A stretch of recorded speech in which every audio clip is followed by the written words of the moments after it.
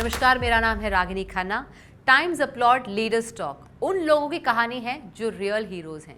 ये वो real heroes हैं जो दुनिया के अलग अलग क्षेत्रों से आते हैं। इनमें वो लोग शामिल हैं जो हैं actors, founders, businessman, CEO, entrepreneurs और स्पिरिचुअल गुरुज जैसे लोगों की संघर्ष से लेके सफल होने तक की कहानी। तो आइए जुड़िए हमारे साथ लीडर्स टॉक पर। हम सुनना चाहते हैं आपकी कहानी। So I went there, that fellow came and hugged me and fell on my feet. I operated his son when he was 9 months old. So that was success, I feel. Success moment. He is now in 5th standard and he's doing very well in his studies. COVID times are very crucial for everybody. First transplant in COVID time. COVID, we were the first guys in India to do the transplant. We don't speak about it, but since you are asking, we are trying to tell you this. Dr. Durgaprasad Reddy. Dr. Durgaprasad Reddy is a renowned cardiothoracic surgeon who has performed more than 16,000 major heart surgeries on both adults and children. And he has done more successful heart transplants also. His association with Vydehi Hospital started in the year 2004. He now serves as the head of the Vydehi Institute of Cardiovascular Sciences at the Vydehi Institute of Medical Sciences in Bengaluru. Dr. Reddy has several research publications published in national and international journals. He has also given several research papers at national and international conferences. He is also a philanthropist who has organized many free health screening clinics and charitable contributions. He has received several national and international accolades in recognition of the outstanding contributions he has made to the medical field. Let's speak to Dr. Reddy. Thank you, Ms. Ragini, and thanks Times for getting me this opportunity here. I think I'm pleased to be here, so whatever you shoot it, we'll be able to do whatever best for the public at least. Sir, I'm honored to conduct this session with you. So my first question, how do you approach complex cases or challenging surgeries? I'm a cardiac surgeon who operate on children and the adults. So every surgery, in cardiac surgery, there's no margin of error.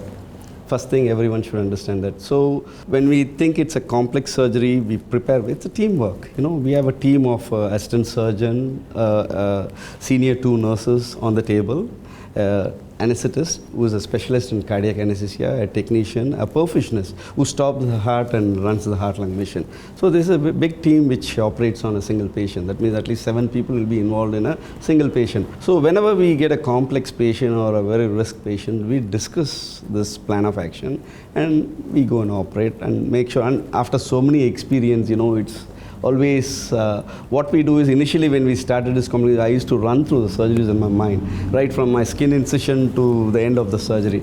Now we don't do that, but I always, even now today, I run my surgeries in my mind.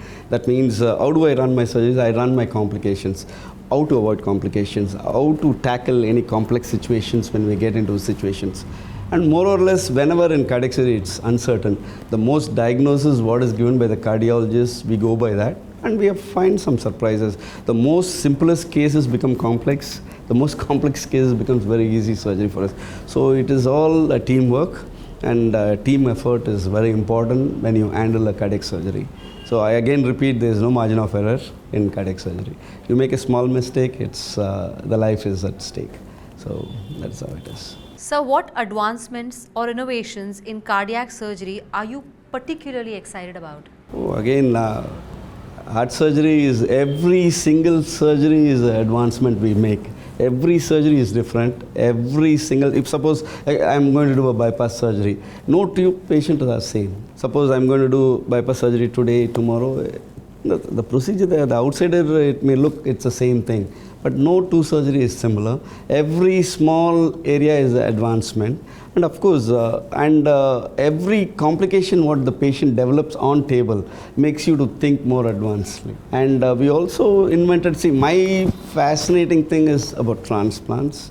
How we do each patient, suppose we do children's transplant on a child, and the heart, we get a 50-year-old or a 40-year-old heart. The heart is really big, and so we need to match it. we need to match it carefully so that the heart is not, because it's always better to put an oversized heart for a small child, because the child is growing, the heart is big. It's always better. You put a small heart, then it's going to be, the mismatch can happen. So we need to really make sure, it's all stitching. You need to stitch it properly in such a way that it matches well for this one. That is one. And we also invented few procedures like something called as concomitant procedure. That is bypass surgery. That means a block in the arteries which is supplying the heart. That is heart attacks, what we call. Similarly, the peripheral arteries also get blocked. People won't be able to walk. They become gangrene of the leg, everything. So I do with a single conduit, what we call as concomitant procedure for peripheral vascular disease and coronary artery disease. Whenever there is a high-tech cardiac disease, I got good results in that, and I think 90% of our patients are doing very well. So there's a combination therapies we make, and I'm more interested in that.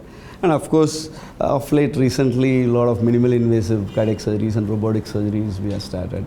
So that all makes me more interested in more advancement, and that all excites me more. That's what we say. Sir, can you discuss your philosophy on patient-centered care in a cardiac surgery? I can say this, but as a doctor, leave cardiac surgery aside for a second. As a doctor, I think every patient is our God. First of all, every doctor should feel that. You shouldn't feel God, you should feel patient as your God. Then the situation turns around well. The reason why I say this, you start being sincere to patient is going to be sincere to you. That means what I say is, patient may die, may have complications if you're not going to be sincere to patient. That will get you bad name. Naturally. So always I say my assistants, my juniors, my fellow friends, be sincere to patients. God will help you to heal the patient. And you need to develop this healing touch. Always. Healing touch is not, mastering yourself. You need to be compassionate with the patient so that healing touch will automatically develop in you. So that kind of always be positive whenever you operate. Just don't operate and run away from situations. So be near the patient. Try to see what is having a problem. So then everything is eased out. Sir, how do you handle unexpected complications during surgeries, and what steps do you take to minimize risks? See, whenever you plan for a cardiac surgery, you should not have a complication on table. So you should plan in such a way that you prepare the patient very well and you plan the surgery very well. That means it's a teamwork, I said. You need to discuss well in advance with the cardiologist, the cardiac anesthetist, the assistants. Team, you speak. Even a simple surgery, I always say you plan your surgery very well, because getting into a complication, it's a little bit of a mess in cardiac surgery. So you should not get into a complication, first thing. When you get a complication, what can be the complication? That means the patient is received to you in an emergency state, or he's come in an advanced disease where you can't do much, you give a try. So the lung pressures can go up, and the most dreaded complication is the bleeding, because it's all vessels, right? The heart is complete of blood, so the bleeding. So you need to have a team, and the team should be calm. Sometimes I'll be more restless, because always I say, I know whether it's true, success it's teamwork, failure it's me, because I'm the head of department, so always the failure, I always feel that way. I am the failure when something happens with a patient. So we always be calm. My assistants are more sharp actually. We have Dr. Mayuri, Dr. Subhash and Dr. Yogesh. They're very, very smart people. They're much smarter than me sometimes during emergencies. So they handle me in a very cool mood, and they try to put me down. Even if I lose some words, they don't bother. They say someone is shouting. They just bother and they go do it. So I think complications to be handled. Out of so much of experience, I think handling complication is not a difficult thing. But handling the advanced disease is a difficult thing. After surgery, what can happen to patient? The healing. Suppose the LV must have become big. The lung pressures are very high. So those are the patients we give, the percentage of improvement is defined on those things. So always, that doesn't mean you select only the nice patients and operate. In India, it's different. In abroad, at birth onwards, your screening starts. Here, it's very difficult. Still, it's coming up. That's why I do a lot of camps. Whether you've seen my CV, I do more than 1,600 camps I've done across India, so that I go and make sure these patients are screened much earlier so that they avoid surgeries and other things. That's how it is.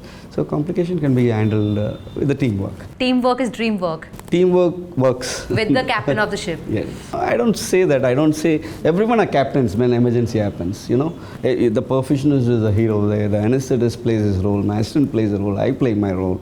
My nurse plays a role. Everyone plays quietly. But ultimately someone's life. So we need to get him out in a right situation. That's how it is. So, are there any common misconceptions about cardiothoracic surgery that you'd like to address or clarify to the audience? Yeah, now cardiothoracic surgeries are declining because people are not getting into cardiothoracic surgery because it's highly critical work. People think, you need to spend more time. Nowadays, kids, they're not taking this critical area. They are not coming into the critical area to do their jobs. People wants to come at 9 o'clock, run away at 4 o'clock and other things. I think then if this goes on like this, we will not have any cardiac surgeons to operate. That is how I feel. So cardiac surgery is a good field. It's highly challenging. See, everyone can't be. See, you can prove your mettle when you're in an emergency situation. That is how your efficiency is proved. Not doing normal things. I think I always say the audience, people should come forward to take cardiothoracic surgery, and patients also shouldn't think surgery is going to, they're going to open the chest, and I think there's nothing like that. What you're having inside is time bomb actually. It's not seen. They shouldn't get scared we're going to cut open. Cut will never pain, always. What you're having, a block in the arteries or a congenital arteries, the arteries are switched.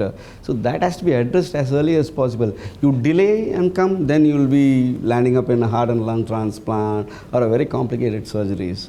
Even you do the best of surgery, the results are not very good. So always I feel cardiothoracic surgery picked up at the right time and the right diagnosis, I think they have a very good life and good results. That is how it is. So, how do you think your work contributes to improving overall heart and lung health awareness in our community? I'm trying my best. That's what I can say.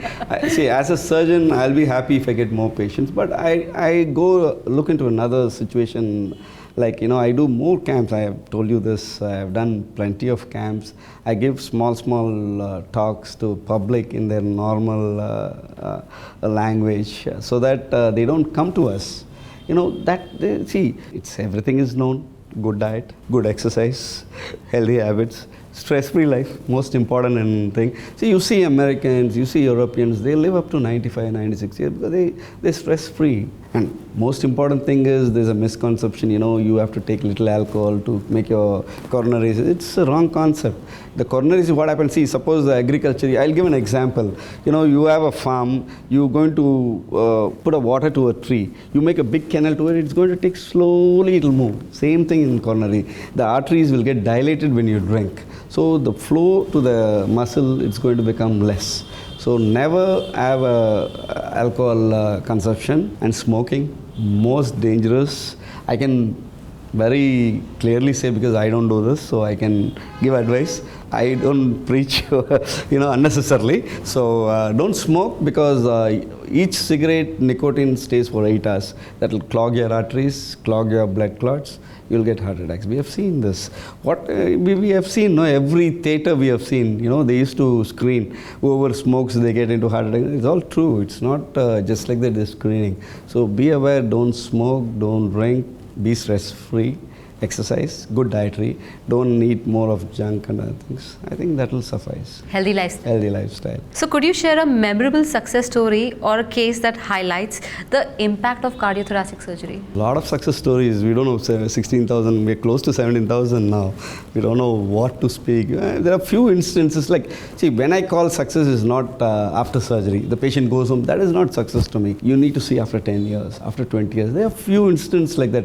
I remember I was going to a camp. There's a place called Katwa in West Bengal. I got on a train to go to Aramberg. It's around 2 hours of travel on a car. It was already 12:30, the train was late. We all were hungry. 4 of us, the camp team was there. 4 of us, we were looking for a place to have our grub.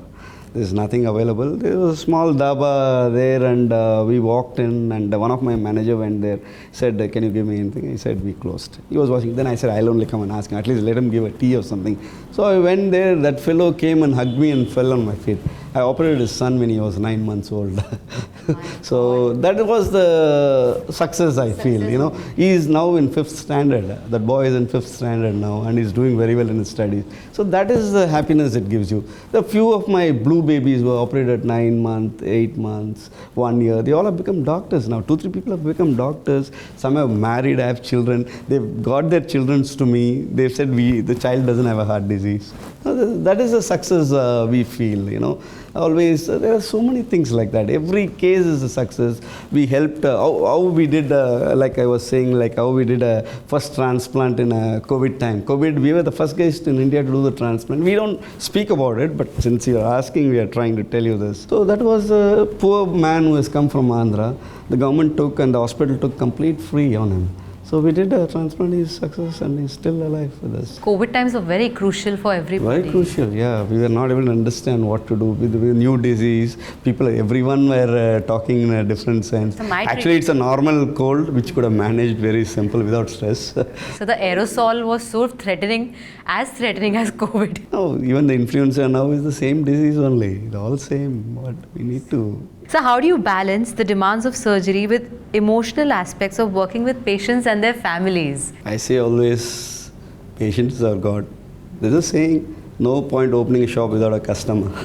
So our patient plays a very important role in our hospitality. Hospital means patient. Imagine you have multiple degrees, multiple experiences. What do you mean? If you don't have even a single patient for you, you are nowhere. So always respect the patient and emotionality, yes. Suppose a patient has a complication, has a mortality or a morbidity. For you maybe it's 1 in 1,000, but for their family it's 100%. So you need to be aware. Even some people are very rude with you if something happens. Just put your head down, accept the defeat, be calm, you know, God will answer this. That is how I feel you need to do. So the emotional things are there because a lot of people come without money. We need to arrange money because we also know, we also sponsor our hospital, me, everyone put together and sponsor a lot of patients free. The reason is, once the patient enter our hospital, Vydehi Hospital, we try to make sure we operate and send them. Otherwise what happens, he'll die somewhere. So we don't want that to happen. I think very philanthropic, even our chairperson is highly philanthropist and these things.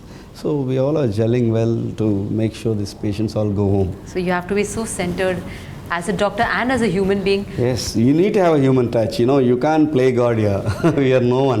You know. Because the family also goes through. Yes. Because when I suffer, my mother overreacts than me. Yes, I request her that please let me feel more than you. Yes, always. Because they're more dear to you. Yes. So they will react. Yeah. You need to understand their emotions also. That's why, you know, you always, in spite of explaining the complete risk also, they will react. That is their nature because it's someone dear, they're not going to be with them. Yes. So you need to be thinking that in mind. For you, it may not appear, you know, 1 in 1,000 like that, but for them, it's 100% mortality. So for us, doctors are God. No. So as a patient, I can only say, so as a life giver for me, God, patients sir. are God. So for patients, I can only speak in the capacity of a patient. No. And no, patients teach you so many things. See, if a patient, imagine I don't have any patients, I would have not come to this stage. I would have not done anything. So but always, because you're God, that is why people are coming to you. No, not like that. Initially, I know how we used to behave and how we used to, always patient, customer, they are our gods. any customer in that matter,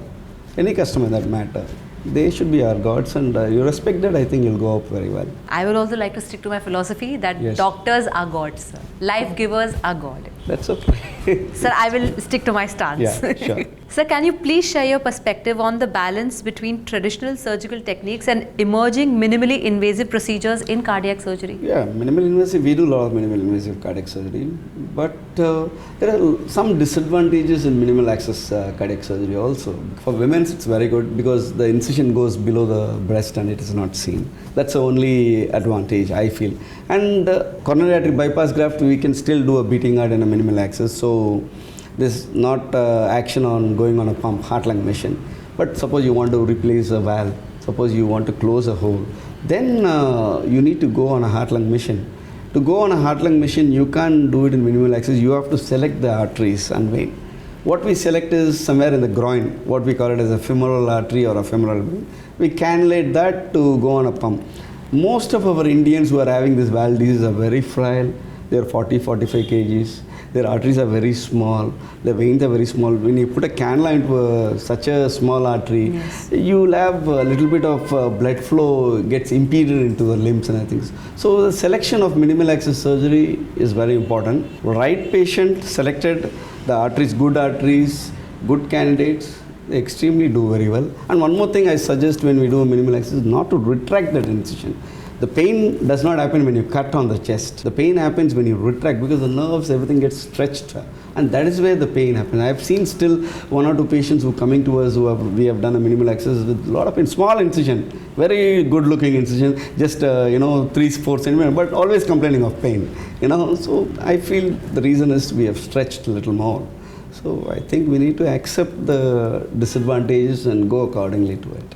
So on this note, I'm hugely humbled and supremely grateful for your valuable insights and amazing conversation. I hope I could hold this conversation with sir and give as much insight could have received from you. So thank you, sir, for having this conversation Thank you for giving me this opportunity to be here. Sir, I should be saying this. Thank you for this opportunity. Thanks to you and thanks to Times also on this. Yes, sir. Thank you so much.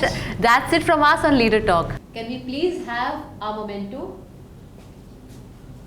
Sir, this is with huge gratefulness and with great humility, we dare to give you this, which will sit alongside your esteemed certificates, our memory that we had this amazing conversation with you, sir. Thank you. Thanks a lot for this. Thank you.